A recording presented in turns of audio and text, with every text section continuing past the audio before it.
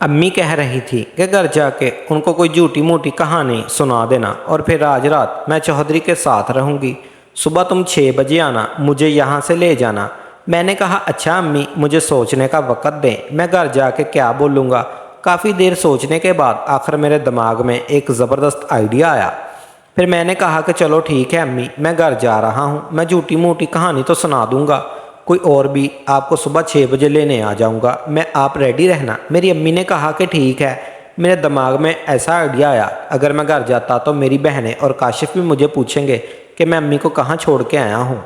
میرے لیے ان کو جواب دینا بہت مشکل ہے۔ پھر میں نے یہی سوچا کہ امی یہاں چودھری کے پاس رہے گی اور میں اس عورت کے پاس چلا جاؤں گا، وہ ویسے بھی گھر پہ اکیلی ہی رہتی ہے، آج رات میں اس سے سکون لوں گا۔ میری امی یہاں چودھری کو خوش کرنے والی تھی اور پھر میں نے یہی سوچا کہ میں اس عورت کے پاس چلا جاتا ہوں۔ پھر میں چودھری کے ڈیرے سے باہر نکلا اور عورت کے پاس فون کیا۔ اب رات کے 10 بھی بج چکے تھے۔ پھر پیچھے سے چودھری کا بندہ مجھے بلانے آ گیا، کہا یوسف آپ کو چودھری صاحب بلا رہے ہیں۔ پھر میں آیا، میں نے کہا کیا موت پڑ گئی ہے؟ پھر میں آیا، چودھری کہنے لگا میں نے تمہارے لیے کھانا بنوایا ہوا ہے بیٹا، تم بنا کھانا کھائے تو یہاں سے نہیں جا سکتے۔ میں نے بہت کہا کہ نہیں میرے گھر پہ کھانا بنا ہوا ہے تو ٹائم کافی ہو رہا ہے۔ وہ کہنے لگا نہیں، میں تمہارے ساتھ گارڈ بھیج دوں گا، وہ تمہیں گھر چھوڑ آئے گا، کھانا کھا کے جاؤ۔ پھر میری امی بھی کہنے لگی ہاں یوسف کھانا کھا لو، گھر میں پتہ نہیں سب سو نہ گئے ہوں۔ پھر میں نے کہا اچھا ٹھیک ہے، میں ایک فون کر لوں۔ میں نے اس عورت کو فون کیا، اس نے میرا فون نہیں اٹھایا۔ پھر میں نے دوبارہ فون کیا، اس نے فون اٹھا لیا، شاید وہ بھی سونے کی تیاری کر رہی تھی۔ میں نے کہا ہاں تم آج گھر پر ہو؟ اس نے کہا رات کے اس ٹائم میں اور کہاں جاؤں گی۔ میں نے کہا اچھا مجھے موقع ملا ہے، میں تمہارے گھر آ رہا ہوں، ساری رات تمہارے پاس رہوں گا اور پھر صبح 6 بجے دن نکلنے سے پہلے ہی وہاں سے نکل جاؤں گا۔ شاید اس کو بھی اس وقت کا شدید طلب ہو رہی تھی کیونکہ اس کا شوہر سعودی عرب میں رہتا تھا اور وہاں اس نے کسی سے شادی بھی کر لی ہی تھی۔ اس عورت کا بھی بہت دل ٹوٹا ہوا تھا۔ اس نے کہا اچھا یوسف آ جاؤ، میں تمہارا انتظار کر رہی ہوں۔ میں نے کہا ابھی نہیں، میں گھر سے کھانا کھا کے آدھے گھنٹے تک تمہارے پاس پہنچتا ہوں، بس میں نے اس لیے فون کیا تھا کہ تم سو نہ جاؤ۔ اس ٹائم تو نہیں یوسف، اتنے آسان ہے تمہارے مجھ پہ، اور آج ہی تمہیں موقع ملا ہے تمہارے احسانوں کا بدلہ چکانے کا۔ پھر میں نے کہا احسان تو میں نے تم پہ کچھ نہیں کیا، بس تم مجھے اچھی لگتی ہو، ہاں مجھے آج سکون دے دینا۔ اس نے کہا اس چیز کی تم فکر نہ کرو، بس تم ایک بار آ جاؤ، ویسے بھی میں بہت ترسی ہوئی ہوں کیونکہ میرا شوہر کافی عرصے سے سعودیہ میں رہتا ہے، تو آج میں تمہیں ایسا سکون دوں گی کہ تم نے پوری زندگی ایسا سکون حاصل نہیں کیا ہوگا۔ آج میری امی چودھری کو سکون دینے والی تھی اور میں بھی اپنے سکون کا بندوبست کر لیا تھا۔ پھر میں واپس آیا تو میری امی گارڈن میں اسی چودھری کے ساتھ بیٹھی ہوئی تھی اور باتیں کر رہی تھی۔ مجھ سے کہنے لگی یوسف کھانا کھا کے جاؤ، اتنی محبت سے چودھری صاحب نے ہمارے لیے کھانا بنوایا ہے۔ پھر میں نے کہا چلو، میں بیٹھا تو ویسے بھی گیا، چودھری سے گپ شپ ہی کر لیتا ہوں تاکہ جو چودھری کا ڈر ہے ہمارے دلوں میں بنا ہوا تھا وہ کم تو ہو سکے۔ میں نے چودھری صاحب کا کل کا فیصلہ ہمیں کتنے بجے آنا ہے؟ اس نے کہا ویسے تو دوپہر کے 2 بجے کا ٹائم ہے، لیکن تم 4 لوگ آ جانا اور جمع ہو گئے اور دیکھنا میں تمہارے ابو کے ساتھ کیا کرتا ہوں۔ میں نے کہا ہاں چودھری صاحب، بس آپ ایسا سبق سکھائیں کہ وہ ہمارے راستے سے ہٹ جائے، ہم آزاد زندگی گزارنا چاہتے ہیں۔ اور پھر اس سے چودھری کو اپنے ابو کی زمین کی تفصیلات بتانے لگا تاکہ ہمارا حصہ دینے میں اسے آسانی ہو۔ جب ہمارا حصہ چودھری صاحب نے سنا کہ کاشف اور میرا اتنا حصہ بن رہا ہے تو کہنے لگے یہ تو بہت زیادہ ہے، اس میں تو تم کراچی میں اپنا بنگلہ خرید سکتے ہو۔ میں نے کہا ہاں چودھری صاحب، بس ہم نے سوچا بھی یہی ہے کہ ہم جو بھی زمین ملے گی ہم یہاں سے سیل کر کے کراچی شفٹ ہو جائیں گے، پھر ہم کاروبار وہیں کریں گے۔ چودھری کہنے لگا اچھا ٹھیک ہے، کراچی میں بھی میری اچھی جان پہچان ہے، وہاں بھی میرے تعلق والے لوگ رہتے ہیں، وہاں بھی تم لوگوں کو کوئی پریشانی ہو تو مجھے بتانا، اور ویسے بھی میں وہاں چکر لگا ہی آتا ہوں۔ اب میں بڑا پریشان تھا کہ ہم یہاں سے دور کراچی جا رہے ہیں لیکن وہاں بھی چودھری ہمارا پیچھا نہیں چھوڑنے والا۔ میں نے کہا اچھا یہاں سے جان تو چھوٹے، بعد کی بعد میں دیکھیں گے۔ اور پھر نوکر بھی بلانے آیا کہ کھانا لگ گیا ہے، آؤ کھانا کھا لو۔ پھر میں اندر کمرے میں گیا جہاں پہ صوفہ بچھا ہوا تھا اور بہت اچھے فرنیچر پڑے ہوئے تھے، اندر سے وہ بالکل محل نما جیسا تھا چونکہ بہت ہی خوبصورت تھا۔ اور ایک کمرہ تھا جس میں بہت خوبصورت بیڈ بچھا ہوا تھا اور ایک شاپر میں پھول بھی رکھے ہوئے تھے، شاید تازہ تر ہو رہے ہوئے تھے۔ چودھری نے اسی وقت پھولوں کو دیکھ کے میں سمجھ گیا کہ چودھری ان پھولوں کے ساتھ کیا کرنے والا ہے۔ چودھری ان پھولوں کو بیڈ پہ بچھاتا اور پھر میری امی کے ساتھ پوری رات لگا رہتا۔ آج میں اپنے ہی ہاتھوں سے اپنی امی کو چودھری کے آگے दे के आया था, लेकिन इसके अलावा मेरे पास दूसरा और कोई चारा भी तो नहीं था। इस चीज़ का मुझे तो बहुत अफसोस हो रहा था कि मेरी अम्मी आज चौधरी को खुश करके ही रहेगी, लेकिन मैं ये महसूस कर रहा था कि मेरी अम्मी आज बहुत खुश है। चौधरी के साथ वो हंस हंस कर बातें भी कर रही है। शायद वो इसीलिए खुश थी कि उसका भी बरसों पुराना ख्वाब पूरा होने वाला था, क्योंकि एक दिन अम्मी मुझे कह रही थी कि चौधरी की पर्सनैलिटी मेरी अम्मी को बहुत अच्छी लगती है। चलो हमने खाना खाया जो कि बहुत ही मज़ेदार बना हुआ था। मैंने खाने की तारीफ़ की और फिर मैंने अम्मी को कहा कि अम्मी मुझे इजाज़त दें और फिर मैं सुबह आपको लेने आ जाऊंगा, 6 बजे तैयार रहना। फिर चौधरी बोलने लगा कि मैं तुम्हें छुड़वा देता हूँ। मैंने कहा नहीं नहीं चौधरी साहब, मेरा नज़दीक ही घर है, बाइक है मेरे पास, मैं अकेले चला जाऊँगा। और फिर मैं बाहर आया, मैंने अपनी बाइक सीधी की, उस औरत के घर बाहर रोक दी। फिर मैंने उसको फ़ोन किया, मैंने कहा कि मैं बाहर खड़ा हूँ, दरवाज़ा खोलो। और दरवाज़ा बजाना मुनासिब नहीं था, क्योंकि अगर मैं उसका दरवाज़ा बजाता तो आस पड़ोस वाले तो उठ सकते थे और मुझे देख के वो शक कर सकते थे कि मैं रात के इस टाइम इसके घर के बाहर क्या कर रहा हूँ, क्योंकि मैं दुकान चलाता था, मुझे सारा मोहल्ला जानता था। फिर औरत ने दरवाज़ा खोला और फिर मैं अंदर गया। मैंने पूछा कि बच्चे जाग रहे हैं या सो गए हैं? उसने कहा वो तो कब के सो गए हैं, मैं भी सोने वाली थी। अगर तुम्हारा फ़ोन ना आता तो मैं अपना मोबाइल बंद करके सो जाती। मैंने कहा कि शुक्र है मैंने तुम्हें पहले फ़ोन कर लिया था। उसने कहा यूसुफ आज तुमने कैसे टाइम निकाल लिया?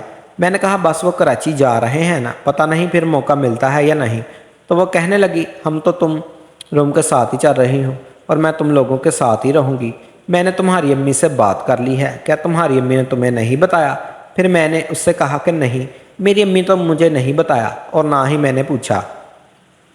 उसने कहा चलो पूछ लेना, मैं भी तो तैयारी कर रही हूँ।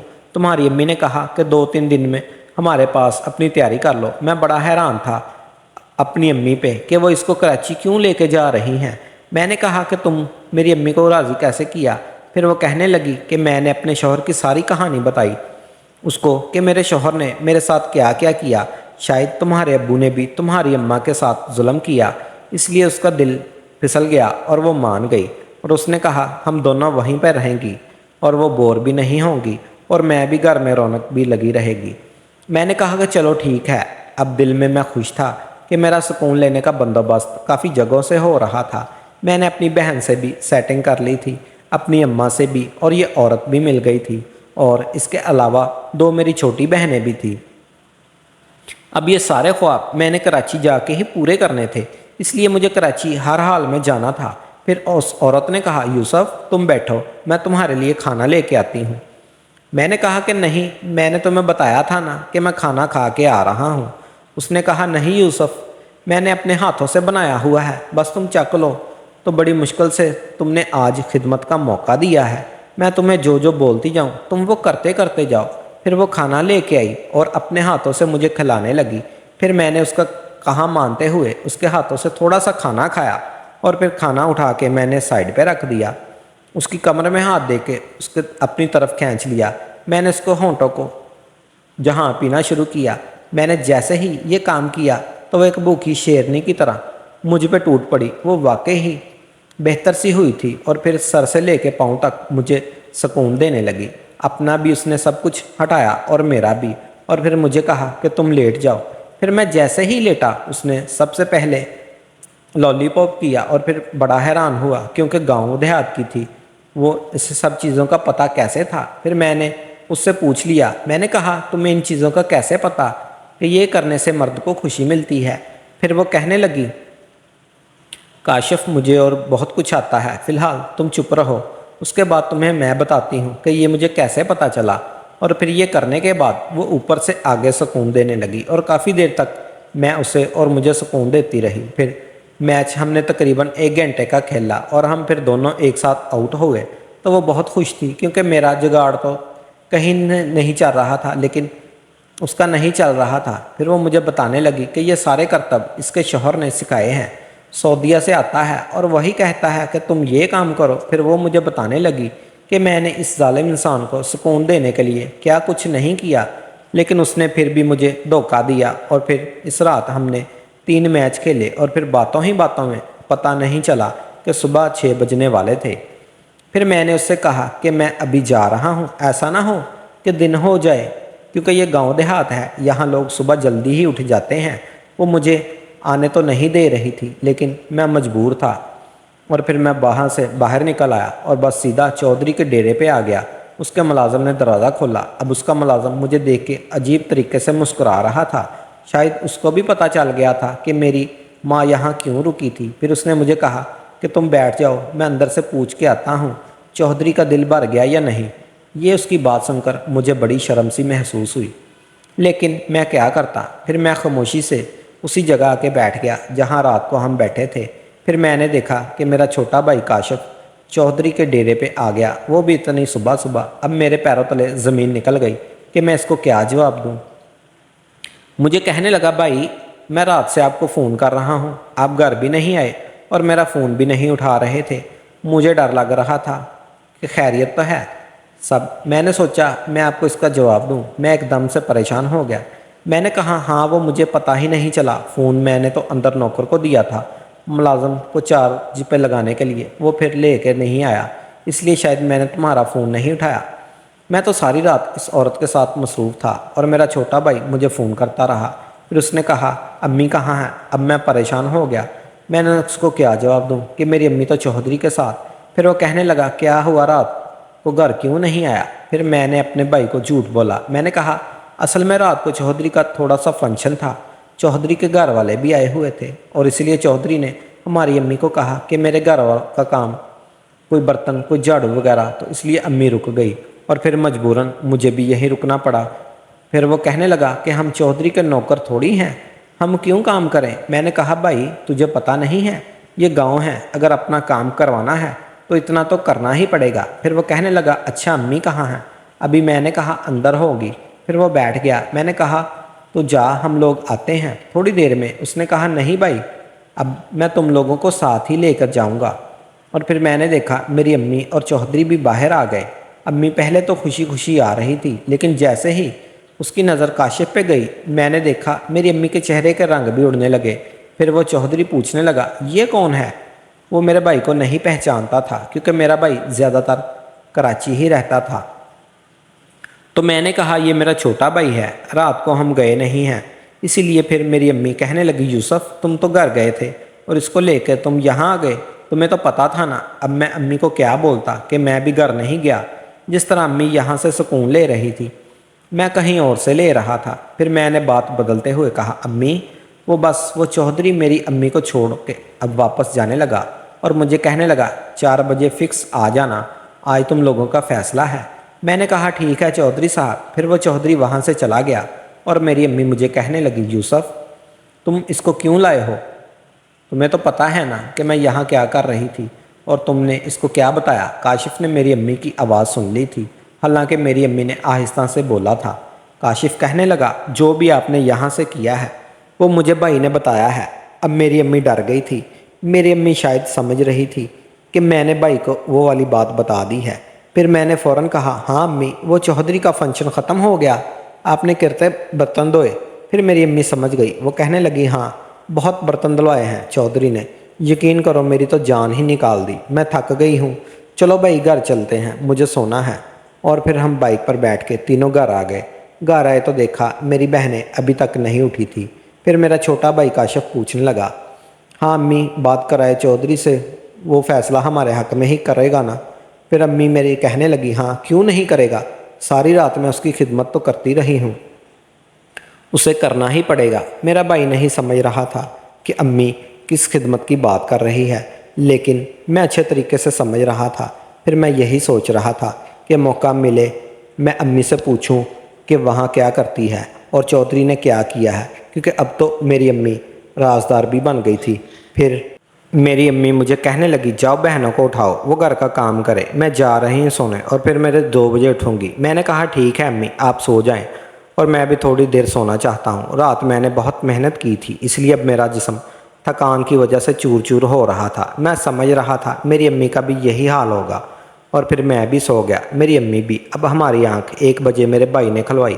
مجھے کہا، یوسف بھائی جلدی اٹھیں، 4 بجے وہاں ہمیں جانا ہے، اور آپ کو پتہ ہے کہ ابو نے محلے میں بہت سارے گواہ بھی ڈھونڈے ہوئے ہیں، हमारे खिलाफ। फिर मैंने काशिफ से पूछा, मैंने कहा तुम्हें कैसे पता? वो कहने लगा कि मैं बाहर गया था तो अब्बू 2-3 बंदों के साथ आ रहा था, मुझसे दुआ सलाम करने लगा। मैंने उससे कोई बात नहीं की क्योंकि उसने हमारी अम्मा पे हाथ उठाया था।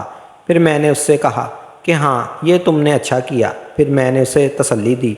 मैंने कहा आज हमारे अब्बू की ज़मानत ज़ब्त हो जाएगी, जितने भी गवाह लेके जाएगा आज वो फ़ैसला हार के ही आएगी। फिर मेरा भाई कहने लगा, भाई ऐसा ना हो कि वो चौधरी अब्बू के हक़ में फ़ैसला कर दे।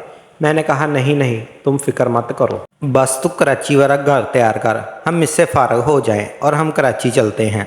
और आज मैं तुझे खुशखबरी भी देने वाला हूँ, बहुत बड़ी। मैं अपने भाई को खुशखबरी ये देने वाला था कि वो चौधरी हमें अब्बा से ज़मीनें दिलवा के देने वाला था। अगर ये फ़ैसला अभी आज हो जाता तो मैं फिर अपने भाई को बताता, पहले नहीं बताना चाहता था। फिर मेरा भाई कहने लगा, अच्छा ठीक है, आप लोग तैयारी कर लो। फिर मैंने कहा कुछ खाने को बनाया हुआ है। फिर काशिफ कहने लगा, हाँ कनीज़ लगी हुई है, पता नहीं क्या सब्ज़ी बना रही है। फिर मैंने कभी नहीं उसको आवाज़ दी। मैंने कहा, कनीज़ इधर आओ, खाने को क्या बना रही हो? उसने कहा, भाई आलू मंगवाए थे मैंने, एक अच्छा जो भी बना हुआ है जल्दी लेके आओ ताकि हम खाना खा के पंचायत में जाएं। तब तक मेरी अम्मी भी उठ गई थी और फिर वो फ़्रेश होने बाथरूम में चली गई। फिर मुझे याद आया कि मुझे भी तो होना था, क्योंकि मैंने भी तो वो काम किया था जो अम्मी ने किया था। वो 20-25 मिनट बाद वापस आई। फिर मैं चला गया, फ़्रेश हुआ और हम सब ने मिलकर खाना खाया। खाना खाते खाते अब हम 3 बज चुके थे। फिर मेरी अम्मी ने कहा, यूसुफ चलने की तैयारी करो। मैंने कहा, अम्मी तैयारी क्या करनी है, बस निकलते हैं। उसने कहा, पहले चौधरी को फ़ोन करके पूछ लो कि वो आ गए हैं। मैंने कहा, अम्मी मेरे पास उसका नंबर नहीं है। मेरी अम्मी कहने लगी, मेरे पास है, चौधरी ने मुझे लिख के दिया था कि कभी भी एमरजेंसी पड़े तो मैं इसको फ़ोन कर लूँ। मैं बड़ा हैरान हुआ, मेरा दिल में बार बार ये आ रहा था कि पता नहीं अम्मी ने उसके साथ क्या किया। उसने मेरी अम्मी के साथ। खैर मैंने अम्मी से नंबर लेके उस चौधरी को फ़ोन किया और फिर मोबाइल अम्मी के हाथ में दे दिया। मेरी अम्मी ने कहा कि हाँ बताओ, वो लोग आ गए हैं? फिर वो चौधरी कहने लगा, हाँ वो तो 2 बजे से आए हुए हैं। मैंने जानबूझ के उनको इंतज़ार करने के लिए कहा, तुम तसल्ली से आ जाओ। फिर ये कहने लगी, नहीं नहीं मैं अभी आ रही हूँ, मेरा कोई काम नहीं है। इसने कहा, अच्छा ठीक है। फिर अम्मी मुझे कहने लगी, यूसुफ बाइक बाहर निकालो, हम चलते हैं। फिर मैंने बाइक निकाली और हम सीधा चौधरी के डेरे पर पहुँच गए।